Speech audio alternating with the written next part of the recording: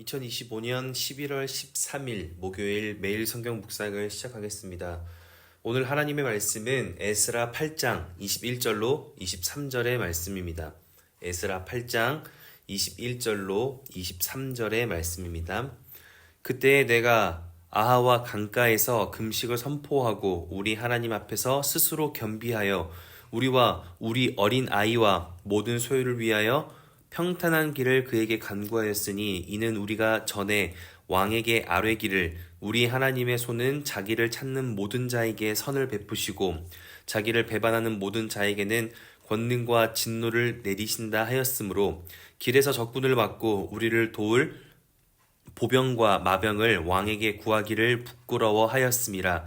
그러므로 우리가 이를 위하여 금식하며 우리 하나님께 간구하였더니 그의 응낙하심을 입었느니라. 아멘. 오늘은 2026학년도 대학 입시를 위한 수능이 있는 날입니다. 수험생들을 기억하시면서 함께 기도해 주시기를 부탁드립니다. 저는 어제도 전화로 기도를 했지만 수능을 치기 전에 찾아와서 기도를 부탁하는 부모님들과 학생이 많습니다. 심지어 사임했던 교회에 부모님도 저한테 연락을 주셔서 자녀를 위해 기도해달라고 부탁을 하시기도 했습니다. 그런데 저는 이런 경험을 할 때가 종종 있는데 고3이 되고 나서 교회를 단 한 번도 나오지 않은 친구가 있었습니다. 그런데 수능 치기 전이나 또 시험 전날에 와서 기도를 부탁하여 그렇게 제가 기도를 하게 되는데 그 부모님이 하신 말씀이 제 마음에 남는 경험입니다. 우리 아이가 이번에 꼭 어느 대학에 들어가서 거기서 하나님의 영광을 위해 살고 믿음의 역사를 일으킬 수 있도록 꼭 이번에 붙어야 한다는 것입니다. 그러나 잘 생각해보면 그 하나님의 영광과 믿음의 역사를 위해서 복음 전파를 위해 살겠다는 그 친구와 그 부모님은 아이가 1년 동안 교회를 다니지 않던 것에 대한 아무런 반응도 없었습니다. 그러나 그렇다고 해서 제가 혼을 낼 수도 없는 일이니 할 수 있는 축복을 담아 기도하고 시험을 잘 치고 만나자고 보내었지만 그 이후 교회로 돌아오진 않았습니다. 오늘 말씀을 통해서 나누고 싶은 이야기가 이러한 모습입니다. 내 입술에 담아진 내 신앙, 내 믿음과 내가 행동으로 보여주는 그 모습은 전혀 다를 때가 많다는 것입니다. 오늘 말씀에도 에스라가 충분히 그럴 수 있는 상황에 놓였습니다. 그러나 끝까지 입술에 담아진 믿음대로 행동을 지켜냈고 그에 따른 하나님의 도우심이 어떤 것인가를 오늘 본문은 이야기하고 있습니다. 그러니 우리의 삶에, 특별히 오늘의 삶에 그 하나님을 향한 기도만 있는 것이 아니라 기도를 삶으로 실천할 수 있는 믿음이 현실이 되는 복된 삶이 될 수 있기를 주의 이름으로 축복합니다.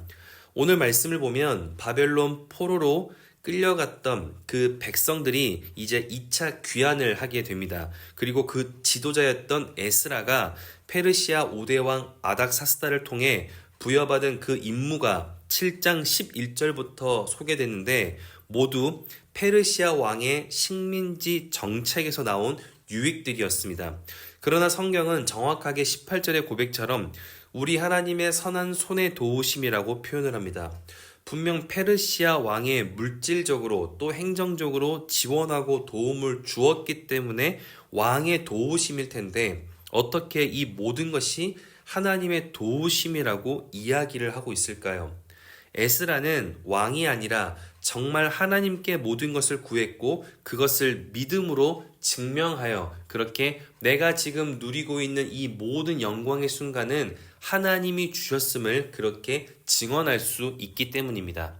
무슨 말인가 하면 오늘 본문 8장 21절부터 보면 마지막 36절까지 그렇게 24절부터 페르시아 왕과 이스라엘 백성들로부터 전해받은 성전 예물들을 안전하게 예루살렘으로 옮기던 그 사람들의 명단이 나오고 그리고 결국 이스라엘에 안전하게 도착하여 이스라엘 백성들과 에스라가 하나님께 감사의 예배, 번제를 드리는 장면들이 기록됩니다. 이렇게 안전하게 성전의 예물을 옮기고 예루살렘으로 돌아가는 그 모든 여정, 즉 사역을 잘 감당하여 하나님께 예배하는 것은 참 아름다운 모습이었습니다. 그런데 이 아름다운 과정이 시작될 수 있었던 그 이유는 21절부터 23절에 소개되는 고향 땅 예루살렘으로 떠나기 전에 기도하는 에스라의 모습과 그 내용에 있습니다. 21절 첫머리를 보면 그때에 내가 아하와 강가에 금식을 선포하고 금식을 선언할 수밖에 없었던 중요한 이유가 있었다라는 것을 이야기하고 있습니다. 그것은 사람들이 예루살렘으로 갈 마음이 없었기 때문에 금식을 선포할 수밖에 없었다라고 에스라는 이야기합니다. 바벨론 포로에서 처음 귀환했던 사람들 사이에는 레위인들이 있었습니다.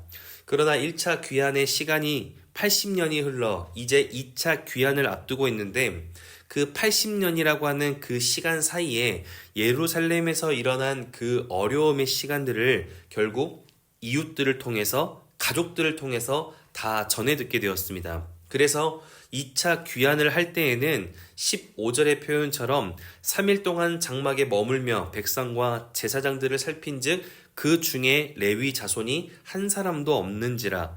하나님의 성전을 위해 구별된 삶을 강조하던 레위인조차 아무도 돌아갈 마음을 갖지 않을 정도로 현재 마음이 많이 나뉘어지고 그렇게 성전 재건에 쉽지 않은 상황 가운데 있었습니다.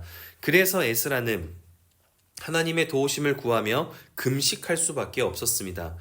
그런데 금식을 하여 결국 무엇을 이루기 위함이었는가 하면 21절에 금식을 선포하고 우리 하나님 앞에서 스스로 겸비하여 평탄한 길을 그에게 간구하였으니 22절 이는 우리가 전에 왕에게 아뢰기를 우리 하나님의 손은 자기를 찾는 모든 자에게 선을 베푸시고 자기를 배반하는 모든 자에게는 권능과 진노를 내리신다 하였으므로 길에서 적군을 막고 우리를 도울 보병과 마병을 왕에게 구하기를 부끄러워하였음이라.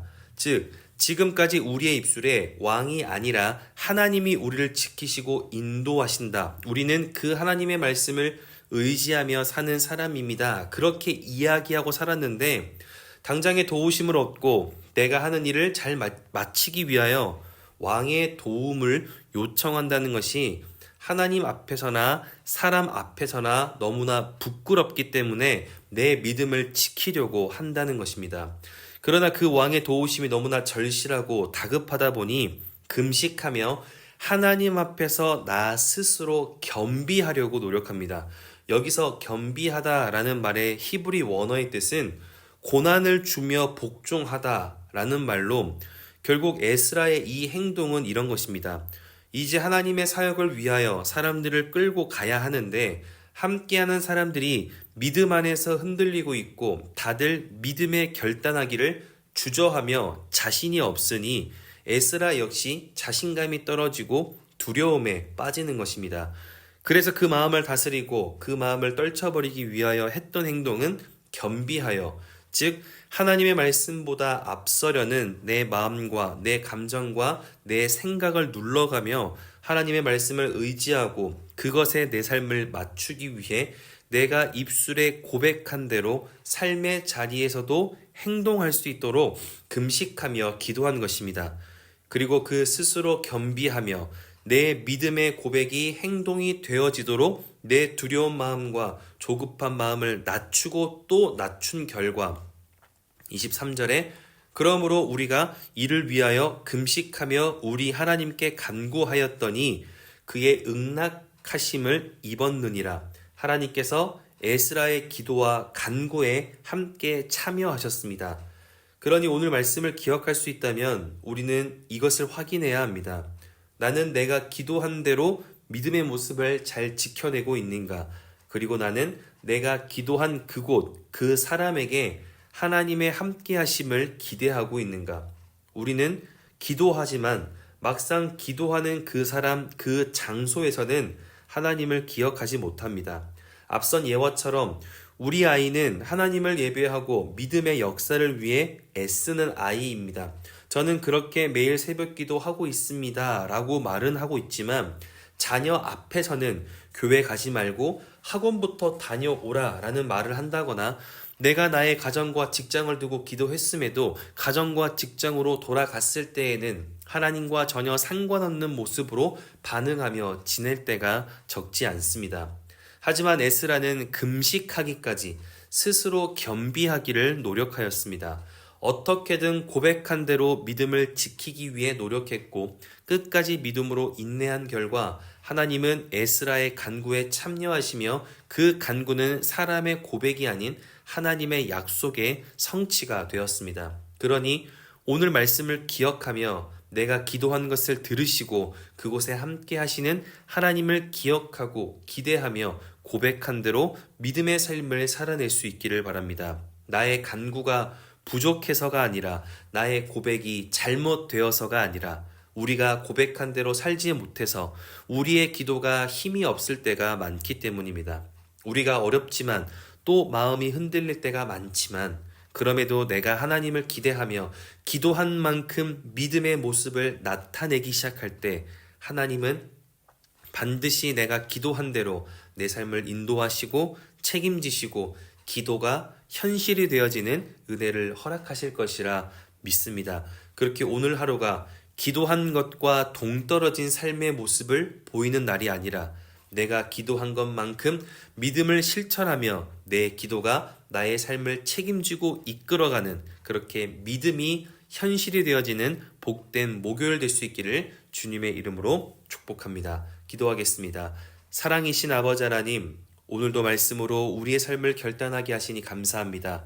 우리의 입술에 담아진 모든 고백들이 우리의 삶의 열매가 되게 하여 주시옵소서.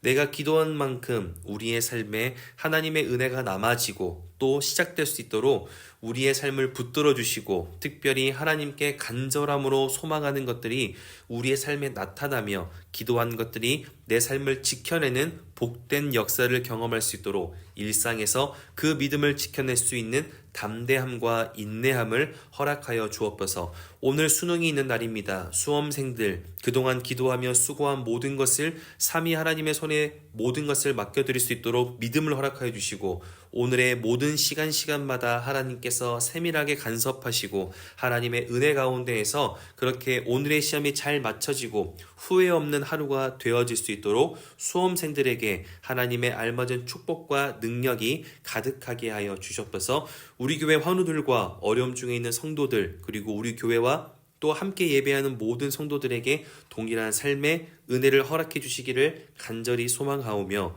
이제는 우리 주 예수 그리스도의 은혜와 하나님의 사랑하심과 성령의 내주교통 역사하심이 우리의 입술에 담아진 모든 간구가 삶의 현실이 되어지도록 믿음의 삶을 포기하지 않기로 결단하고 돌아가는 하나님의 사람들 머리 위에 그리고 멀리 해외 군에 지방에 있는 가족들 우리 교회 환우들과 우리 교회와 복중의 생명까지 이제로부터 영원토록 함께하옵시기를 간절히 축원하옵나이다. 아멘.